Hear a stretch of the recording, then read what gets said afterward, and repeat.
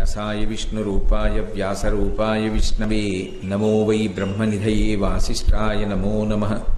కూజంతం రామ రామేతి మధురం మధురాక్షరం ఆరుహ్య కవితాశాఖాం వందే వాల్మీకికోకిలం.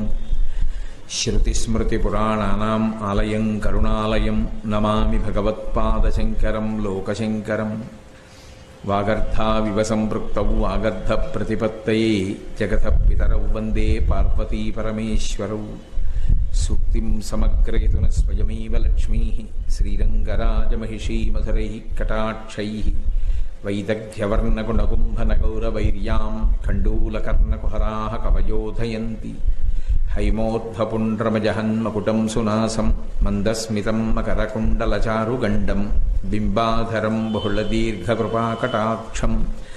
శ్రీవేంకటేశముఖమాత్మనిసన్నిధత్తాం విమలపటి కమలకుటి పుస్తకరుద్రాక్షసస్తహస్తపుటి కామాక్షి పక్ష్మలాక్షి కలితవిపంచి విభాసి వైరించి. మనోజవం మారుతతుల్యవేగం జితేంద్రియం బుద్ధిమతాం వరిష్టం వాతాత్మజం వనరయూధముఖ్యం శ్రీరామదూతం శిరసా నమామి. ఆపదామపహర్తారం దాతారం సర్వసంపదాం లోకాభిరామం శ్రీరామం భూయో భూయో నమామ్యహం. హరి ఓం. పరమేశ్వర స్వరూపైన సభకి నమస్కారం. గురువు అన్నమాట ప్రధానంగా అన్వయం అవ్వడానికి ప్రయోజనమేమి అంటే భగవంతుణ్ణి చేరుకోవడానికి ఆయన తన విభూతిని మన ఎందుకు ప్రసరిస్తాడు. ఆయన యొక్క వాక్కుల చేత మన ఇంద్రియములను మనస్సుని కూడా నియంత్రించి భగవంతుడి వైపుకి ఆభిముఖ్యం పొందేటట్టుగా చేసి మనుష్య జన్మకి సార్థక్యాన్ని కల్పిస్తారు.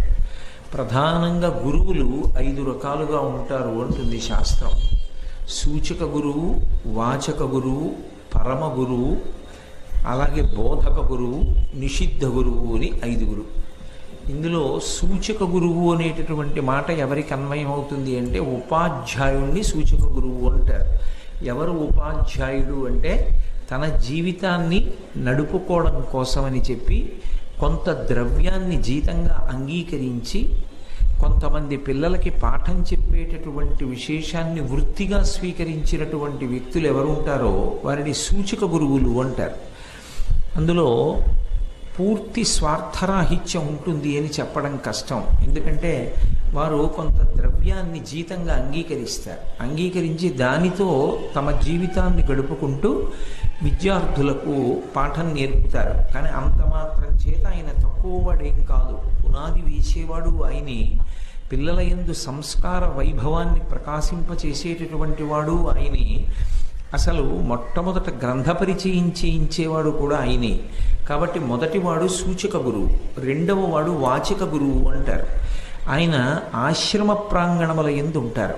ఆశ్రమ ప్రాంగణంలో ఉండేటటువంటి వాచక గురువు యొక్క ప్రధాన కర్తవ్యం ఏమిటి అంటే ఆశ్రమానికి నియమాలు కొన్ని ఉంటాయి. ఒక్కొక్క ఆశ్రమానికి ఒక్కొక్క నియమాలు ఉంటుంది. నేను మీతో ఒక ఉదాహరణ చెప్పాలి అంటే మనకి తెలియకుండానే మనం చాలా పెద్ద పెద్ద పొరపాటు మాటలు కొన్ని అలవోకగా మాట్లాడేస్తూ ఉంటాం. ఉదాహరణకి స్వామిని పరమాచార్య స్వామి అంటుంటాం. నిజానికి అలా పిలవకూడదు. అలా ఎందుకు పిలవకూడదు అంటే పరమ గురువు అనేటటువంటి మాట అన్వయం అయ్యేది తన గురువు యొక్క గురువు పరమ గురువు, అంతవరకు సత్యం. కానీ ఆయన్ని పరమాచార్య అని పిలవకూడదు. ఎందుకంటే దక్షిణ దేశంలో ఒక నియమం ఉంది. శైవ మఠాలు ఎక్కడుంటాయో అక్కడ శైవ మఠానికి ఆధిపత్యం వహించేటటువంటి అధిపతిని ఇక మళ్ళీ వేరు ప్రస్తావన లేకుండా పరమాచార్య అని పిలుస్తారు. అందుకే ఆ మఠాధిపతులకు ఉన్నటువంటి పేరుని తీసుకొచ్చి శారదామఠము అని పేరు పెట్టి శంకరాచార్యుల వారు స్థాపించినటువంటి పీఠానికి ఆధిపత్యంలో ఉన్నటువంటి వ్యక్తిని కూడా అలాగే పిలవడం దోషభూయిష్టం అవుతుంది. కాబట్టి పరమాచార్య అని పిలవకూడదు. అందుకే మహాస్వామి అని పిలుస్తారు. మహాస్వామి వారి యొక్క అంతేవాసిత్వం ఉన్నవాళ్ళు, ఆయన యొక్క హృదయం తెలుసున్నవాళ్ళు, ఈ మఠ సాంప్రదాయాల గురించి ఉండేటటువంటి సున్నితమైన తేడాలు పట్టుకోగలిగినటువంటి వాళ్ళు ఆయన గురించి వ్యవహరించేటప్పుడు పరమాచార్య స్వామి వారు అనరు, మహాస్వామి అంటారు. అంటే తెలియక పొరపాటున లేదా ఆ గౌరవంతో అలవాటైపోయి పిరియవా పిరియవా అంటుంటారు తమిళంలో. అది సంస్కృతం దగ్గరికి వచ్చేటప్పటికి పరమాచార్య స్వామి వారు అన్నంత మాత్రం చేత దోషం లేదు. కానీ మఠ సంప్రదాయాన్ని దృష్టిలో పెట్టుకున్నప్పుడు మాత్రం యథార్థంగా ఇన్ని సంబోధించవలసి వస్తే మహాస్వామి వారని చెప్పి అనాలి. మహాస్వామి అనాలి తప్ప అదే పనిగా 10 మాటలు పరమాచార్య అన్న నామంతో వ్యవహరించకూడదు. అది సున్నిత భేదాలు ఉంటాయి. ఒక్కొక్క మఠానికి ఒక్కొక్క భేదం ఉంటుంది, ఒక్కొక్క మఠంలో ఒక్కొక్క సంప్రదాయం ఉంటుంది. ఈ సంప్రదాయాల్ని మనకి తెలియచేసి ఎక్కడ ఏ మఠంలో ఎలా వ్యవహరించాలనేటటువంటిది మనకి చెప్పేటటువంటి వ్యక్తిని వాచక గురువు అంటారు. ఎందుచేత అంటే ఒక మఠ ప్రాంగణంలోకి వెళ్ళిన తరువాత నియమపాలనం చేయడం కోసమే వెళ్ళాలి. ఎందుచేత అంటే దానికి అలా ఎందుకు వస్తుంది కారణం అంటే మఠ ప్రాంగణం ఎప్పుడూ కూడా శాంతికి ఆలవాలమై ఉంటుంది. అది తపోభూమి. అక్కడ ఉండేటటువంటి వాళ్ళందరూ కూడా తపస్సు యందు మగ్నమై ఉంటారు. తపస్సు అన్న మాటని జాగ్రత్తగా అర్థం చేసుకోవాలి. అసలు గురువు ఉండేటటువంటి ప్రదేశంలో ఏది ఉండాలి అంటే 2 ఉండాలి. ఒకటి తపస్సు, 2 శ్రద్ధ. ఈ 2 ఎక్కడ కేంద్రీకరింపబడతాయో, ఎక్కడ ఉంటాయో ఆ ప్రదేశం గురువుగారు ఉన్నటువంటి ప్రదేశము అని గుర్తు. అందుకే గురువుగారు ఉన్నారు అంటే ఆ సభకు ఒక గౌరవం ఉంటుంది. గురువుగారితో ఉన్నాము అంటే దానికి ఒక విలువ ఉంటుంది. ప్రత్యేకించి మఠ ప్రాంగణముల వద్ద ఉండేటటువంటి గురువులు 2 విషయముల యందు ఎప్పుడూ దృష్టి పెట్టి ఉంటారు అని. అందుచేతనే వాటికి సంబంధించినటువంటి తరంగములు ఏ ఉంటాయో అవి ప్రాంగణంలో ప్రవేశించిన వారికి కూడా అనుగ్రహాన్ని ఇస్తూ ఉంటాయి. ఏమిటా 2 అంటే ఒకటి తపస్సు, 2 శ్రద్ధ. తపస్సు అన్న మాటకు అర్థం ఏమిటంటే గురువుగారు దేన్ని చేరుకోవాలని, దేన్ని తెలుసుకోవాలని బోధ చేస్తున్నారో దాన్ని తెలుసుకోవడంలో, దాన్ని చేరుకోవడానికి చేసేటటువంటి ప్రయత్నంలో శరీరానికి ఖచ్చితంగా క్లేశం ఉంటుంది. శరీరమునకు సుఖమన్న మాట అన్వయము కాదు. అందుకే విద్యాతురాణం న సుఖం న నిద్ర అని ఆర్షోక్తి. విద్య కావాలనుకున్నటువంటి వాడికి 2 ఉండడానికి అవకాశం ఉండవు, సుఖము నిద్ర ఉండవు. భగవంతుణ్ణి తెలుసుకోవాలనేటటువంటి ప్రయత్నం చెయ్యాలనుకుంటే ఖచ్చితంగా ఉండవలసినది ఏది అంటే తపస్సు. తపస్సు యందు మొదట వదిలిపెట్టవలసింది ఏది అంటే శారీరక సుఖత్యాగము చేయవలసి ఉంటుంది. అది ఎంతో కష్టపడి త్యాగం చేయడం కాదు, ఒక దాని మీద ఉన్న అనురక్తి చేత రెండవ దాని కష్టము తెలియకుండా పోవాలి, ఆ స్థితిని చేరుకోవాలి. నేను మీతో ఒక ఉదాహరణ ప్రస్తావించాలి అంటే, నాకు నా కొడుకు అంటే ఎంతో ప్రీతి అనుకోండి. నా కొడుకు కోడలు వచ్చారు, నా కూతురు అల్లుడు కూడా వచ్చారు. వాళ్ళిద్దరూ నాకు ఎంతో ఇష్టం, నా కొడుకు కూతురు కాబట్టి మా ఇంట్లో 2 పడక గదులు ఉన్నాయనుకోండి, నేను కావాలని ఒక మాట చెప్తాను. ఇప్పుడు నడుము కొంచెం నొప్పిగా ఉందిరా, ఈ మధ్య ఓ వారం రోజుల నుంచి నేల మీద పడుకుంటున్నాను, కాస్త ఉపశమనం ఉంటుందని. కాబట్టి మీరు పడుకోండి, నేను మీరు పడుకోకపోయినా నీ పడుకోను అపరూపు మీద అంట. ప్రధానంగా ఎవరు పడుకోడు? కొడుకు పడుకోకూడదు. తండ్రి నేల మీద పడుకుంటే కొడుకు మంచం మీద ఎందుకు పడుకుంటాడు? పడుకోకూడదు. కానీ ఆ కొడుకు కోడలు హాయిగా వాళ్ళు పడుకోవాలని తండ్రి కోరిక. అందుకని తండ్రి ఏమంటాడంటే, కొంచెం నడుము నొప్పిగా ఉంది, మీరు పడుకోండి, నేను ఇలా పడుకుంటాను, ఒకవేళ నువ్వు పడుకోకపోయినా నేను పడుకోను రోయ్ అంటాడు. అంటే ఇప్పుడు తన శరీరానికి క్లేశం కలిగినప్పటికీ తండ్రి ఎందుకు సంతోషంగా భూశయనం చేస్తున్నాడు? కొడుకు పడుకున్నాడన్న సంతోషంతో. లేదా కొడుకు తండ్రి విషయంలో గౌరవాన్ని పాటించవచ్చు, చెప్పలేము. అటు దిటైనా ఇటు దటైనా క్లేశాన్ని అనుభవించేటప్పుడు మనం చెయ్యవలసిన కర్తవ్యంలో ప్రధానంగా ఉన్నామన్న భావన చేత కష్టాన్ని మరిచిపోగలిగినటువంటి స్థితిని పొంది ఉండాలి. అలా ఉండేటట్టుగా చేసేవాడు ఎవరంటే గురువు. ఎందుకంటే మీరు ఆలోచించండి, భగవంతుణ్ణి చేరుకోవడానికి చెప్పబడినటువంటి క్రమంలో అన్నీ కూడా ఆనుకూల్యంగా ఏమీ ఉండవు. తెల్లవారుజామున బ్రహ్మముహూర్తంలో నిద్ర లేవండి అన్నారనుకోండి, కొంచెం కష్టంగానే ఉంటుంది లేవడం. మొట్టమొదట్లో తెల్లవారుజామున లేవడం కష్టంగా ఉంటుంది. చన్నీళ్లు స్నానం చేయండి అన్నారనుకోండి, కొంచెం కష్టంగా ఉంటుంది. మీరు పద్మాసనం వేసుకుని ధ్యానంలో కూర్చోండి, మీ వెన్నుపావుని నిటారుగా ఉంచండి అన్నారనుకోండి, కొంచెం కష్టంగా ఉంటుంది. సాత్వికమైన భోజనం చెయ్యండి అంటే కొంచెం కష్టంగా ఉంటుంది. బట్టల మీద వ్యామోహం పెట్టుకోకండి. మీ శౌచాన్ని నిలబెట్టే బట్టని తడిపి ఆరేసిన బట్టని కట్టుకోండి తప్ప ఆ బట్ట ఇంత అందంగా ఉండాలన్న వ్యామోహం వద్దు అన్నాను అనుకోండి. ఇవన్నీ నిగ్రహించుకోవడం చాలా కష్టం. కానీ ఒక కారణానికి ఇవన్నీ కూడా సంతోషాన్ని ఇచ్చేస్తాయి.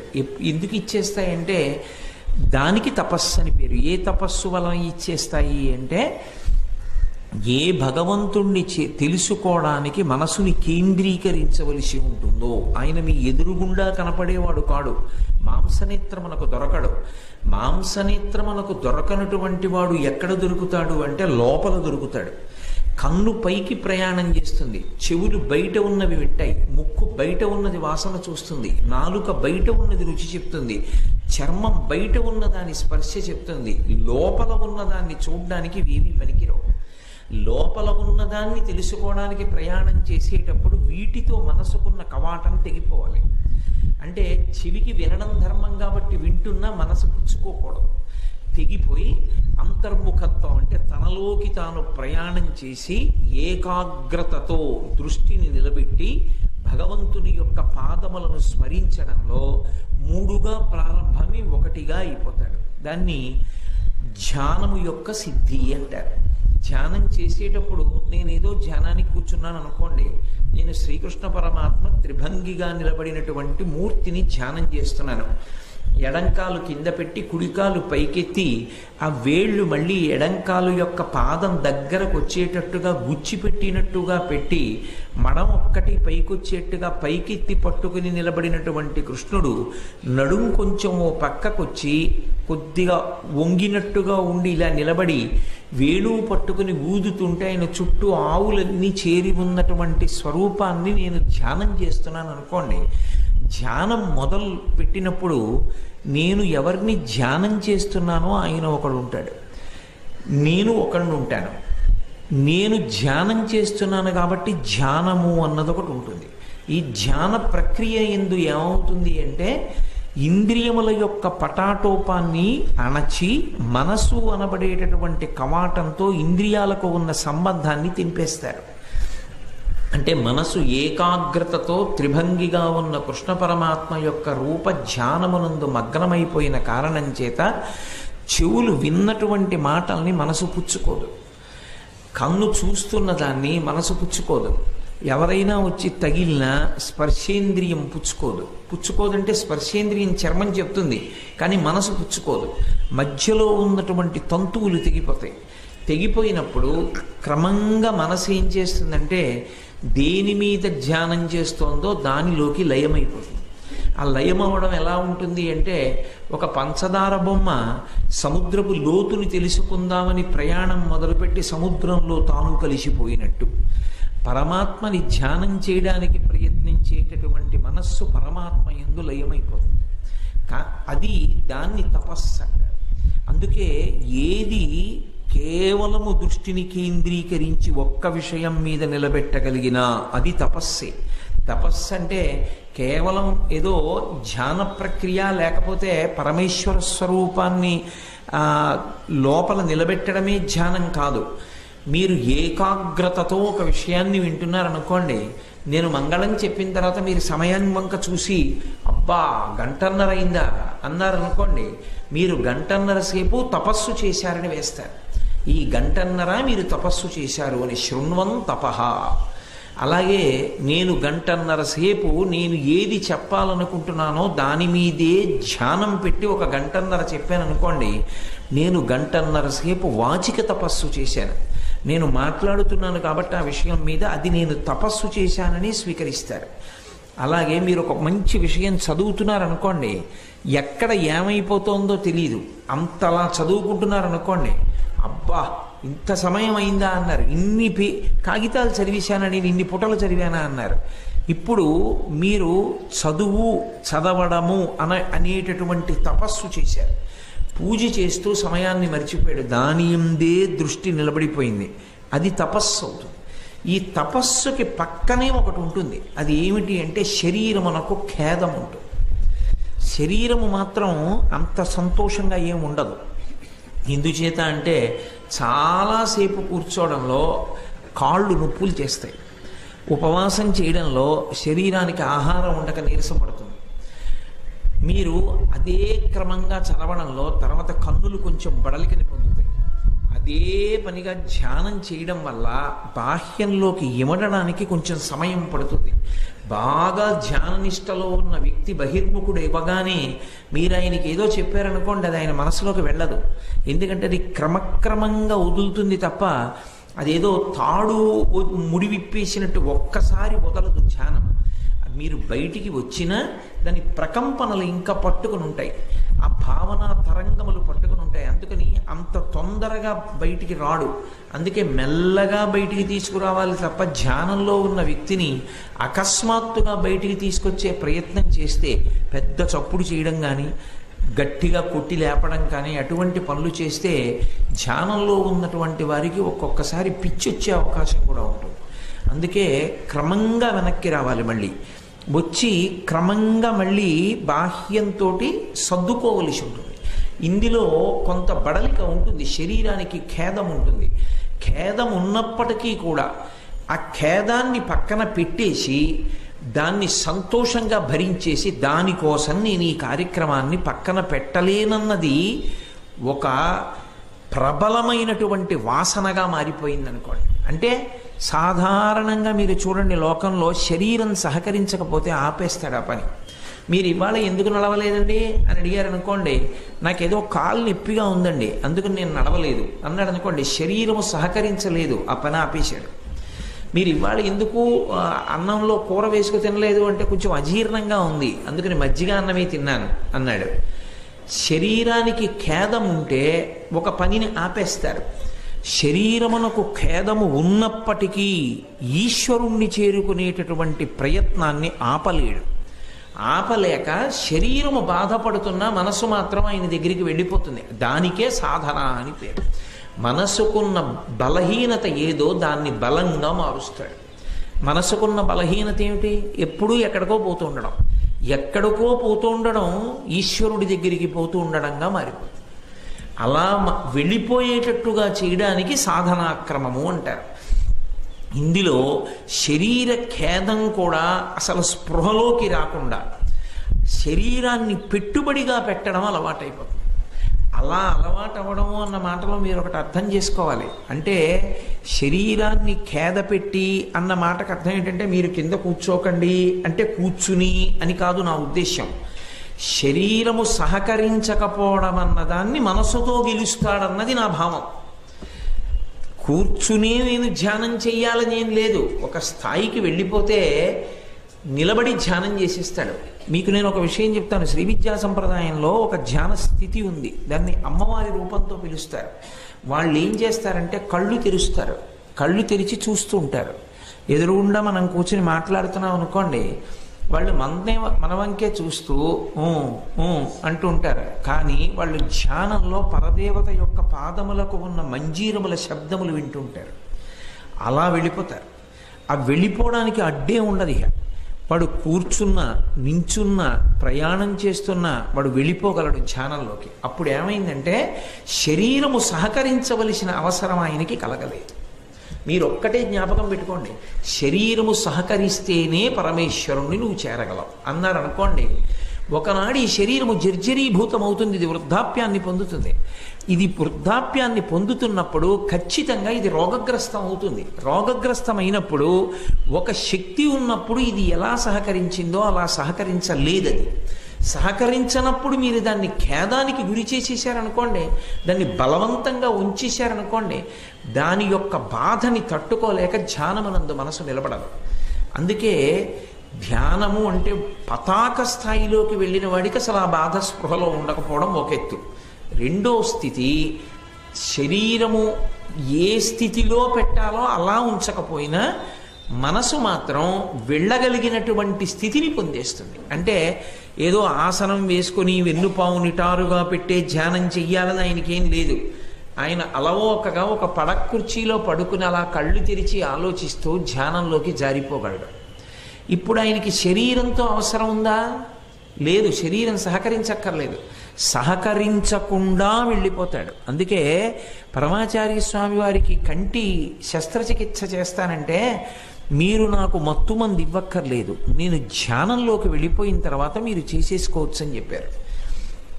అలా చెప్పగలిగారంటే ఆయన ధ్యాన స్థితి ఎంత తీవ్రంగా ఉంటుందో ఆలోచించండి. అంటే అసలు అంత స్థాయిలోకి ఆయన వెళ్ళిపోతే, ఆయన లోపల ఉన్న పరమేశ్వరుడితో రమించడం ప్రారంభమైపోతే కంటిని పట్టుకుని కత్తితో కూస్తున్నా ఆయనకి తెలియదు. ఆయనంతటా ఆయన మళ్ళీ బహిర్ముఖులు అవ్వాలి. బహిర్ముఖులైతేనే ఆయనకి తెలుస్తుంది కన్ను నిప్పెడుతోందని. అప్పటి వరకు ఆయనకి తెలియదు. అంటే అంత స్థాయిలో విడిపోయి వెళ్ళగలిగినటువంటి సాధనలో పండిపోతారు. అప్పుడు శరీరము ఇక ఉపకరణం అవ్వాలా అంటే అలా ఉండదు, ఉండకుండా దాటగలుగుతారు. ఆ దాటగలిగినటువంటి స్థితికి వెళ్ళడంలో శ్రద్ధ అన్న మాట ప్రారంభమునందు అవసరం. ప్రారంభమునందు అవసరమని నేను ఎందుకన్నానంటే, తపస్సు పక్కన శ్రద్ధ అన్న మాట లేకుండా ఎప్పుడూ రోజు నేను ఎలా ఉంటానో అలాగే ఉండాలి అన్నాను అనుకోండి, అప్పుడు భగవదార్చన కుదిరేటటువంటి విషయం కాదు. నేను రోజు 8 లేస్తాను, పొద్దున్న అలాగే లేస్తాను. నేను లేవగానే కాఫీ తాగేయాలి, నేను ఖచ్చితంగా అన్ని గంటలకి పలహారం చేసేయాలి, అన్ని గంటలకి భోజనం చేసేయాలి అని శరీరం మీదకే దృష్టి ఉందనుకోండి, భగవంతుని మీదకి దృష్టి పెట్టడం కష్టం. అక్కడ వస్తుంది ఉపవాసం అన్నమాట. అంటే ఈ శరీరం ఖేద పడుతుందని తెలుసు కొన్ని పనులు చేసేటప్పుడు, అయినా కూడా నేను ఇందాక మీకు చెప్పానే, తండ్రి గారు పడుకుంటారని కొడుకు అబద్ధమాడి కింద పడుకున్నట్టు, పోనీ గౌరవానికి అటు ఇటు తిప్పండి, కొడుకు పడుకున్నట్లు నేల మీద పరమేశ్వరుణ్ణి చేరగలుగుతున్నామన్న సంతోషానికి అలవాటు పడిపోయిన మనస్సు ఆ సంతోషాన్ని పొందడంలో ఈ ఖేదాన్ని త్యాగం చేస్తుంది. ఇది శ్రద్ధ. ఈ శ్రద్ధ దేని వలన కలుగుతుంది అంటే, మనంతట మనం ఎంత ప్రయత్నం చేసినా కలిగేది కాదు, పైగా వక్రిస్తుంది కూడా, అడ్డదిడ్డంగా అర్థం లేకుండా తిరుగుతుంది.